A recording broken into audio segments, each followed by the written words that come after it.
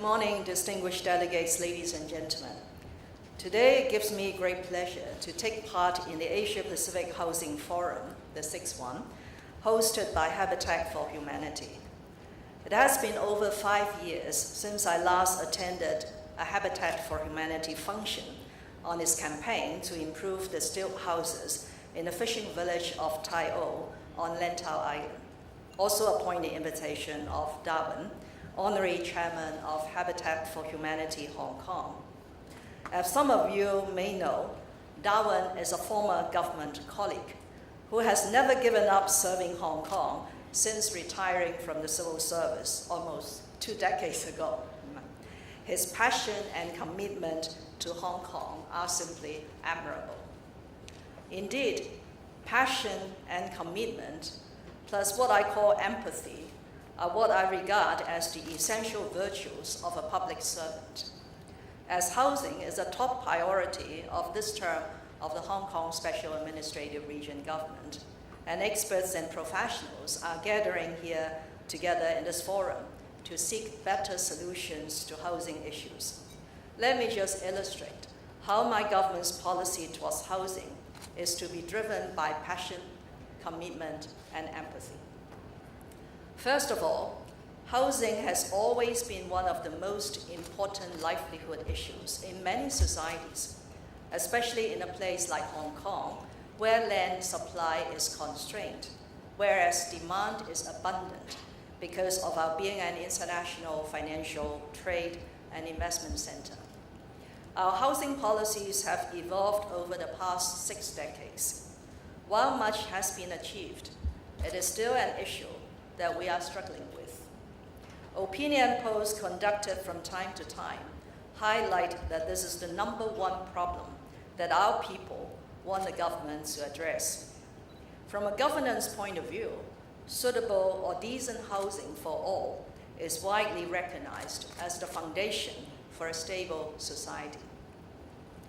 Let me start with some basic figures on the housing landscape in Hong Kong. Out of the 2.5 million households in Hong Kong, 46%, that is 1.16 million households, live in public housing, and 54%, that is 1.35 million households, in private housing. Of the 46% in public housing, 31% are in public rental housing, or PRH in short, while 15% are in subsidized sale flats, or SSF in short. That is, self-owned units acquired with government subsidies. In terms of ownership, about half of our households are living in owned properties. There are 2 main types of public or government-assisted housing in Hong Kong, that is PRH and SSF. Based on the prevailing eligibility requirements, a 4-person household earning less than 27,050 Hong Kong dollars a month is eligible for PRH, whereas a 4-person household with monthly income up to 52,000 Hong Kong dollars is eligible for an SSF. This income limit of 52,000 Hong Kong dollars is actually close to the income of the top 20% of all households in Hong Kong. Beyond those prescribed income limits, and of course we also have asset limits, families would have to look to the private housing market to meet their housing needs or home ownership aspirations. Public rental housing is the first step on the housing ladder. It is the primary housing solution for low-income families who cannot afford private rental housing. PRH is mainly provided by the Hong Kong Housing Authority. It is a statutory body established in April 1973 and a key partner of the government in providing and managing the vast majority of the public housing flats. There is a persistently strong demand for PRH. As at end June 2017, there are 150,200 general applications and 127,600 non-elderly 1-person applicants on the waiting list. That is in total close to close to or exceeding 280,000. The average waiting time for general applicants is 4.7 years, falling behind the Housing Authority's commitment of providing the first flat offer at about 3 years on average. The Housing Authority now has a total PRH stock of some 800,000 units. Many of these PRH tenants have over the years increased their income or accumulated wealth to move up the housing ladder. To meet their home ownership aspirations, we have resumed the home ownership scheme and are selling flats at a discount on market value to the more well-off PRH tenants, as well as non-PRH eligible families. We have also introduced one pilot project of selling subsidized flats exclusively to PRH tenants, the so-called Green Form Subsidized Home Ownership Scheme. All these sales were all heavily oversubscribed, clearly proving the demand for home ownership. Driven by a passion to better meet our population's housing needs and aspirations, in light of the surge in property prices, which are now at their historic high, recording an increase of 20% year on year, I have promised in my election manifesto to enhance the housing ladder with a focus on home ownership.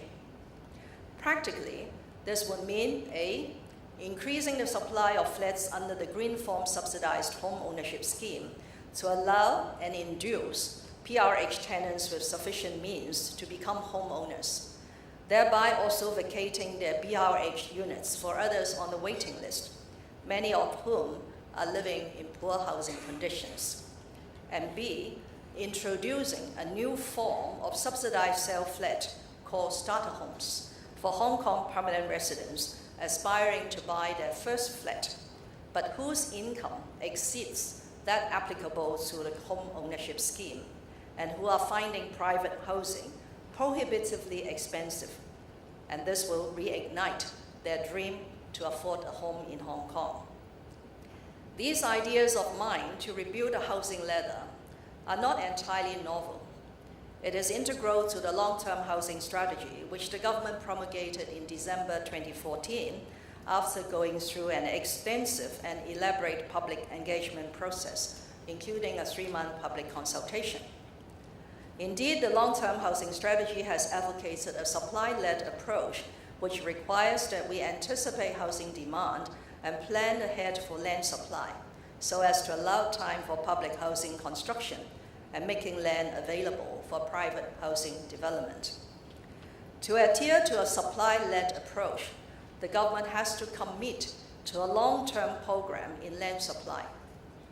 Planning studies and projects to create land for housing development should not be affected by economic cycles or fluctuations of the property market. However, building a land reserve for Hong Kong very often is easier said than done.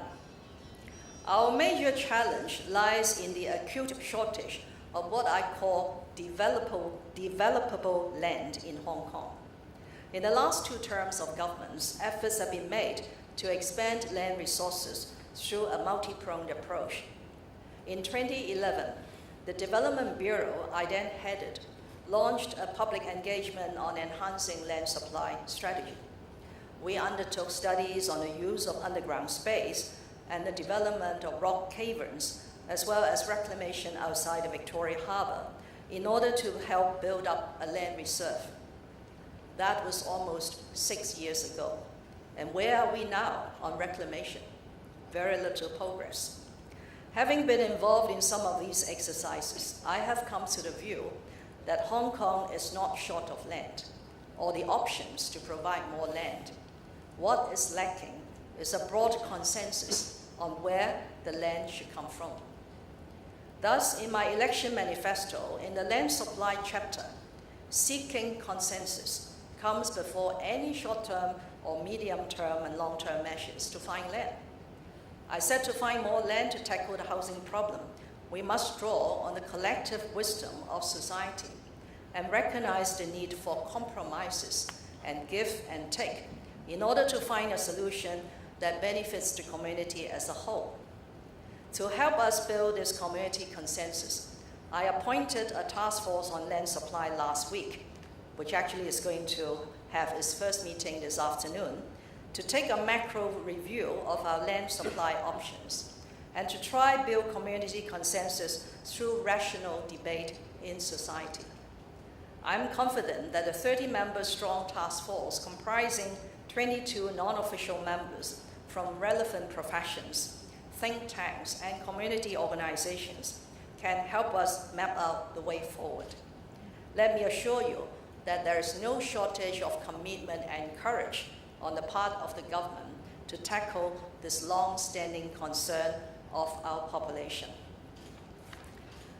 At the introductory paragraph to my manifesto, I said I come from a grassroots family and did my homework on a bunk bed when I was a student.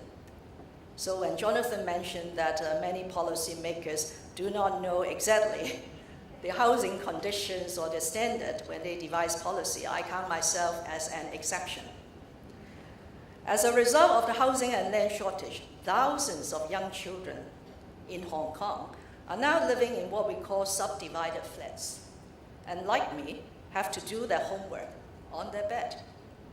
Others are living in converted units in industrial buildings, which carry fire risks. That strong sense of empathy has urged me to find early solutions in the same way that the previous generations have made tremendous efforts in developing Hong Kong and provided me with many opportunities. We, as a government and a generation, must not let our younger generation down. Before I conclude my speech, may I take this opportunity to thank Habitat for Humanity for choosing Hong Kong as a venue for hosting this event. And let me do not forget the 600 million children that Rick mentioned living in poor conditions in the Asia-Pacific region, and the many thousands of children in Hong Kong living in these subdivided flats as we find compromises and solutions to the housing problem. I agree entirely with what Jonathan said. We had to make the invisible undeniable. So one of the first questions I'm going to put to the task force this afternoon is ask society, when we have thousands of children living in those appalling living conditions, can we not really do some reclamation outside in Victoria Harbour? Can we not really explore using some of the margins of the country park? Can we not enhance our efforts in resuming land and clearing some of the cottage areas in the rural NT to provide decent housing? These are questions that we all must answer. We look forward to sharing some of the innovative solutions that will emerge from discussions at this forum. I wish you all a wonderful event and a very nice day in Hong Kong. Thank you very much.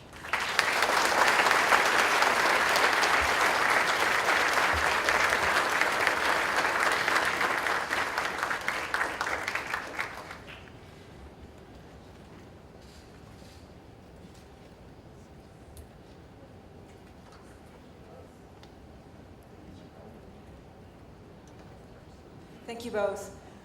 Very, very insightful and thought-provoking speeches there. Jonathan, maybe we can start with you. I mean, obviously you laid out some of the priorities that you'd like to see happen for governments, and some of which you have talked about, and we want to get into that very quickly. For example, making sure that there are commissions to discuss some of these land issues and housing priorities, making sure that there are financial plans and products in place. Where are we in terms of those measures across Asia right now, you think? The reality is we have a long way to go. I want to thank Mrs. For her comments, because it's so nice to have a government leader who knows housing, and that's relatively rare.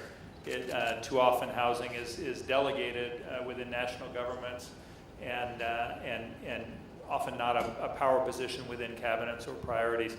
I think, where from a policy perspective, as you just heard very eloquently, it all starts with land. And what's happened is all across Asia and truly all across the world, land hasn't been allocated ahead. And so then we end up with informal settlements and slums because you can't stop people from moving to cities. Cities are great economic engines, and people are going to come for the jobs and the economic opportunities. But if we don't plan ahead, so the painful reality is the cities weren't designed for their current populations, let alone their projected population. So it really does start with land. If you can solve the land, so much of the cost isn't really in the building, it's in the underlying land. So if we can tackle land, the other thing I think will be really helpful from a government policy perspective is often they segregate housing from a budget perspective, and it's expensive and hard. But if you look at the investments we make because we don't deal with housing, we pay for that in a whole series of other investments in healthcare and education and others, because we know if we provide better housing, then children stay healthy, they do better in school, and then they're self-sufficient. So in some ways, I think if we could actually think about a more holistic view of budgeting, it would be easier to allocate more to housing, but it really starts with land. Yeah, and I think land is obviously crucial. You've highlighted that in your speech. I think this task force, I know many people here would be really excited, are really excited to hear that the task force work is kicking off today. How do you translate what is going to happen at the task force into really meaningful policies that will result in change when it comes to housing? How do we guarantee that that will happen? Actually, my expectation of a task force is really to deliver a broad community consensus. We have the policies, we have the measures, we have the money, we have all this construction capacity. We just don't have community consensus. Just for those who are familiar with Hong Kong, we are a city of 1,100 square kilometers, of which only 1/4, around 25 to 26%, have been developed. And we are surrounded by waters. And within the 26%, only 7%, that is 7% out of 1,100 square kilometers, was used for housing. So again, borrowing what Jonathan used to end his speech, we have to, this is not inconceivable. This is very possible, as long as there is a community consensus for the government to take matter forward, and that is to form the land, to build the houses. Are you confident that a consensus will develop? I mean, obviously this is a conversation that's been happening for decades here. What's different this time around? Well, I'm an optimist, but I actually am not very confident. And that's why when I was listening attentively to what Jonathan said when he appeals to nations to do this and that, there's one thing you better appeal to the Hong Kong people or the Hong Kong SAR government, is we need rationality. We need rational debate. Well, okay, there are things that people don't want to see, and there are things that people value and treasure. But at the end of the day, it's a give and take. We need to move ahead. So I hope that by displaying that pragmatism and appealing to people's rationality this time around, we will succeed. Because I mentioned briefly in my speech, what the task force is now going to do has actually been done 6 years ago by me as a Secretary for Development. I still remember the day when I launched extensive debate with beautiful jigsaws showing that there are 6 ways to farm land in Hong Kong. But 6 years have passed. I don't think in the intervening 6 years we have a single reclamation. And just before Legislative Council finishes their business in July, we have a project to reclaim land in Dong Chong, which will provide several tens of thousands of units. And that have not been approved. What would be to you the markers of progress as this task force meets, as your administration discusses housing policy? What to you in a year would be, this would be like a top 3 goals that you want to see happen in a year from now? Well, again, it brings me back to the same point, and that is give me a sort of broad basis for us to roll out our projects and plans to form land. And the housing ladder, I hope to be able to construct this housing ladder again within 1 to 2 years' time. So by perhaps 2020, we will have on the one hand the sources of land, on the other hand the housing ladder, that is the policies. And then what remains for us to do is to build and allocate, and life will become simpler. And all these children that we are so concerned with will have a hope to improve their living conditions. Great. I wonder, just in terms of, unfortunately our time is very short, in closing thoughts, I wonder, Jonathan and Mrs. Lam, Are there things that you think Hong Kong could take away, lessons or examples from the region that would apply here, that make sense here?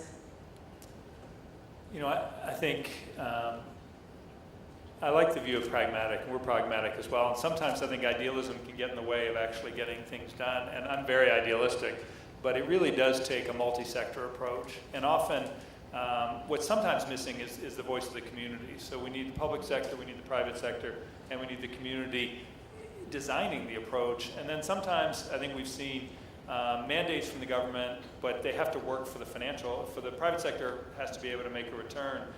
And then sometimes we celebrate public-private partnerships, but if they don't have community engagement, we can end up with units, but not healthy communities. But I would say there are, you know, it's really tough. Singapore is probably the shining example for the world in terms of being the furthest ahead on allocating land all the way in a very small. It's a unique scenario, so it's not easy to replicate what they've done. But the sad truth is every megacity in Asia Pacific is struggling to house their people. So it's something Hong Kong's certainly not alone in. I think partnership is something that we should really promote more, especially in Hong Kong. When I look at some of the Habitat for Humanity projects in all over the world, there's always this spirit of partnership, because just one party is unlikely to come up with the best solution, but working together, this is what I mean by collective wisdom, working together, then we could find a better solution. Great. Thank you both so much. This is really the starting point of discussion that obviously will take place today and tomorrow. It now gives me great pleasure to invite Michael Lai, the chairman of Habitat for Humanity Hong Kong, to say a few words.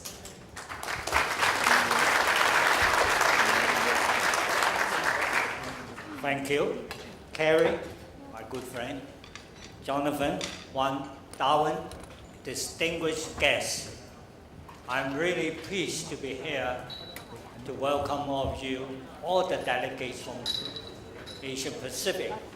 I must thank Carrie, our chief executive, for giving us such an inspirational speech. She highlighted the housing issue in Hong Kong. Although there are problems, but then her passion will overcome the problem, I hope. I wish you luck, Carrie, this afternoon, that you can overcome some of the problem. You talk about consensus, which I believe is important. So we hope Hong Kong can set an example for other parts of the Asian Pacific. Carrie and Jonathan's path crossed one another twice. This is the second time their path crossed, because last time Carrie talked about the tile built. I remember in the evening, she also presented a very good speech at our gathering. And we have helped the people in Tai Po, in furnishing their stilt houses. That is the first time. Now the second time we see their paths cross again because of this housing forum. And I can see the common theme is that people should come first. Despite many of the issues, many of the problems we see. When Carrie was a director of social welfare, I was head of a big organization in Hong Kong, and we also discussed many of the issues in Hong Kong. I can see the light at the end of the tunnel when Carrie became our chief executive because of her passion and so on. Jonathan, I also thank you for giving us a very inspirational speech. I, as an administrator and social worker by training, believe that the people first approach is important. But then government policy can also help to build this consensus which Hong Kong is looking for. So both of you, thank you very much. Let us give them a round of applause.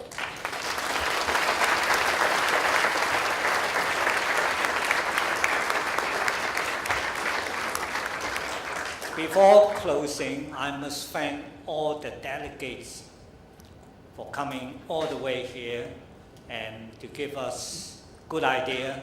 I hope the 2 days conference can benefit not only Southeast Asia, but other part of the world as well.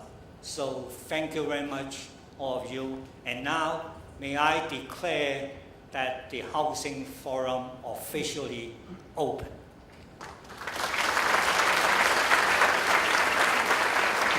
One how I've forgotten to mention you. Thank you very much.